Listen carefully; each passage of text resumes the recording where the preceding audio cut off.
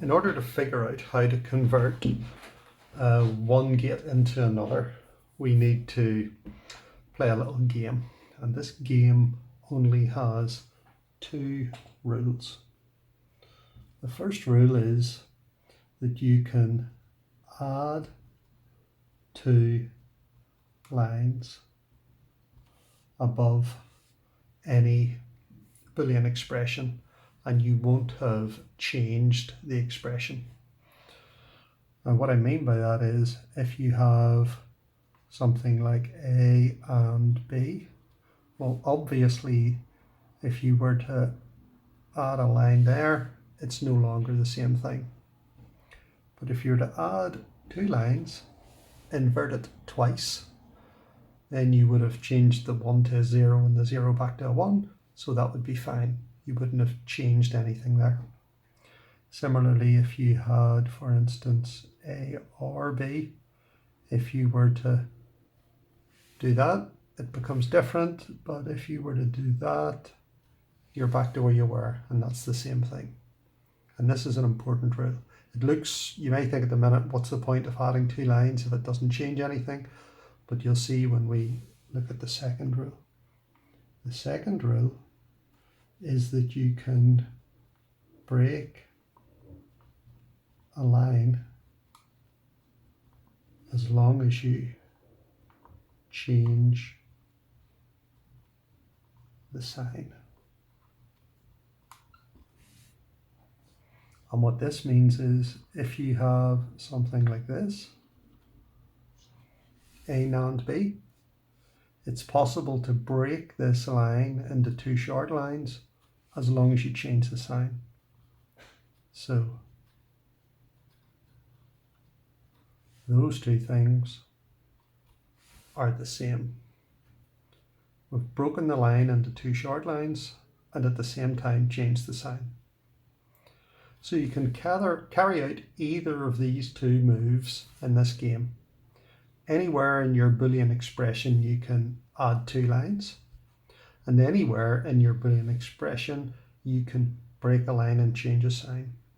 And this is the technique that will allow us to convert a Boolean expression using certain gates into an expression that uses other gates.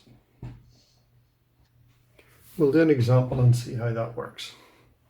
So suppose we have an AND gate. A and B. And as you know, that's written as A with a dot, B. And suppose that we want to build that using something other than AND gates. Well, we can try to build it using, let's say, NOR gates. So to do that, we'll take our expression here, A and B, and we'll apply rule 1, add two lines. So that will become A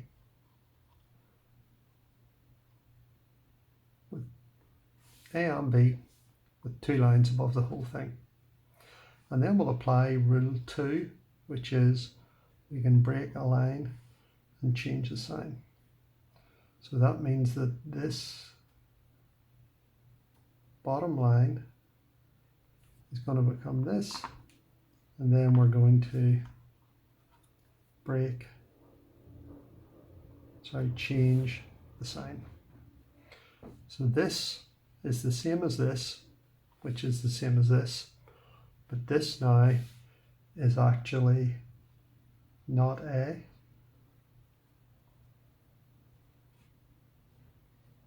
not B,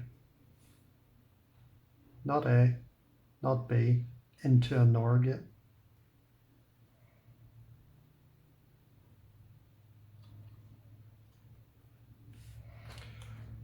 Now, we haven't built this using exclusively NOR gates yet because we have two inverters here, but if you remember back in the last video, in order to do that, we simply use the NOR gate to build the inverter itself. So I'll just try and squeeze that in here. So if we use two NOR gates to make the inverters, we're just joining the two inputs. So these two are the same as these two, and then we bring those into a regular NOR gate. And there we go.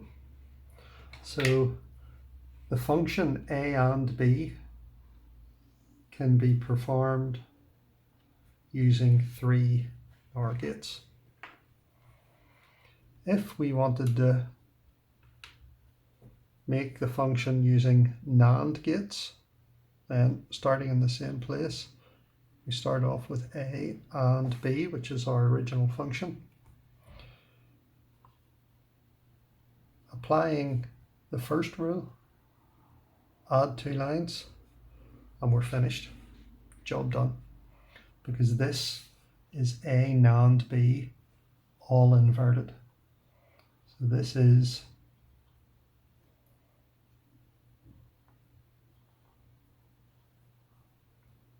A NAND B with an inverter on the end. So the NAND gate is this line, bottom line, and the blob. The inverter on the end is the top line. And just like before, we can use a NAND gate to actually make this inverter. So the final finished circuit would actually be